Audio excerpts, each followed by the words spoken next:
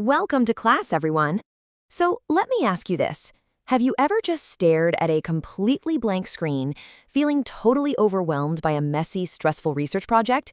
Well, you are in the perfect place, because today we are going to learn how to make that whole process completely manageable by mastering the absolute art of refining our research questions.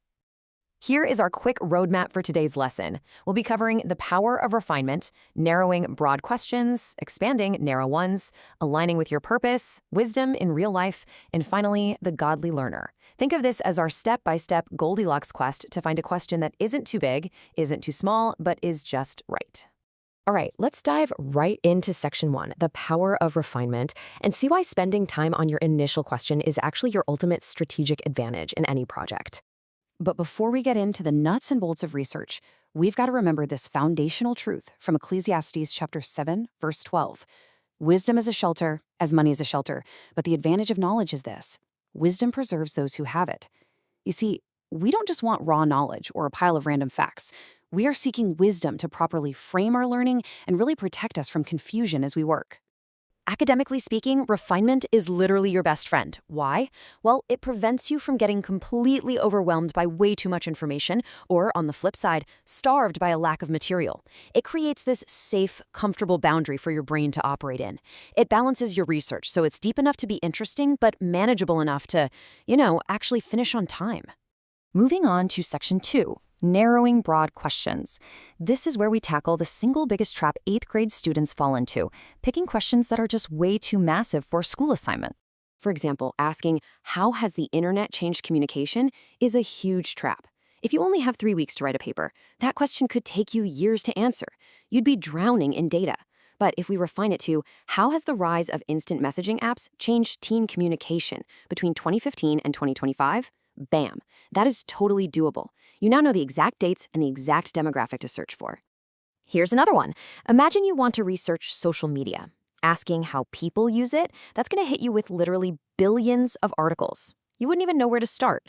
But narrowing it down to, how do college students use social media to study collaboratively, gives you a brilliant, sharp focus. You instantly know exactly what to type into your search bar.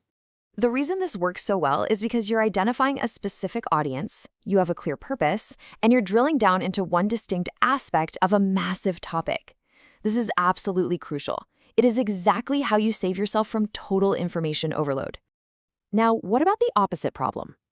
Let's hit section 3, expanding narrow questions, and talk about the information drought, which is exactly what happens when your question is just too small. Let's see how this plays out. If your question is super narrow, say, "How does my school's vending machine supplier choose snacks?" you might only find one single person to interview. After that one short conversation, your research is totally done, with nowhere near enough for a full paper. But expand that to, "How do schools across the district choose healthy snacks for vending machines?" and it instantly opens the door to district policies and way more data points. Or take this one, upgrading from "How do 5th graders at Maple Elementary recycle paper?" to "How do elementary schools in the district manage paper recycling programs?" We're taking a hyper-local question and giving it just enough breathing room to become a fantastic, well-rounded topic. By expanding the scope just a bit, you ensure you'll have enough material to write a solid paper without losing your original focus. It's kind of like finding a big enough pool to swim in without accidentally wandering out into the middle of the ocean. Okay, getting the size of your question right is a massive step forward, but let's put it through the ultimate filter in section 4, aligning with your purpose. Listen to the difference here. The initial idea, how did the printing press change books? It's an okay start, a bit vague, right? Now listen to the refined version. How did the invention of the printing press make books more accessible to the general public in Europe? It specifically zeroes in on accessibility for the general public. This works because it directly aligns your inquiry with a historical purpose. If you're writing a history paper, every article you read needs to actually help answer the specific prompt your teacher gave you. Doing this literally saves you time and keeps you on track, so you aren't wasting hours on stuff that doesn't fit your assignment. Now let's step beyond the classroom for section 5, wisdom in real life. You might be sitting there thinking this is just some trick for writing school essays, but refinement is actually a superpower you're going to use for the rest of your life. So where else will you actually need the ability to ask perfectly sized, perfectly focused questions? Think about the conversations you have every single day.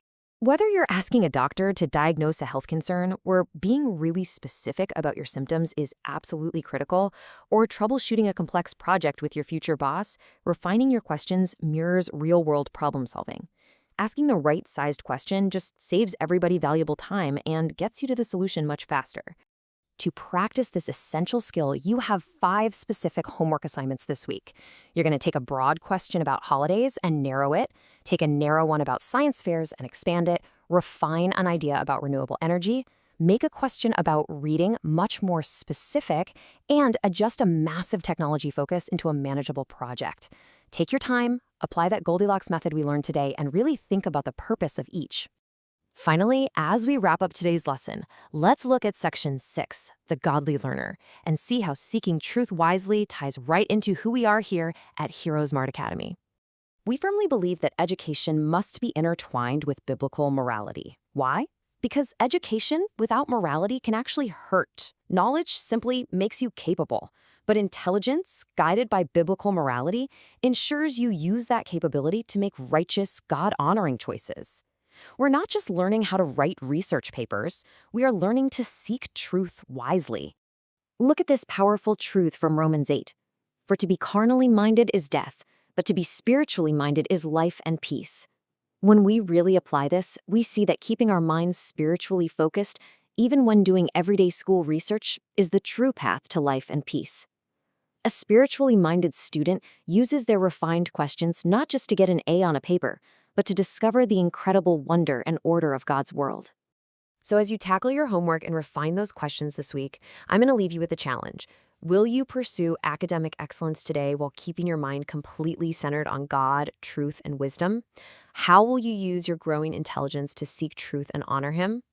Dive into those assignments, ask some brilliant questions, and I'll see you all next time.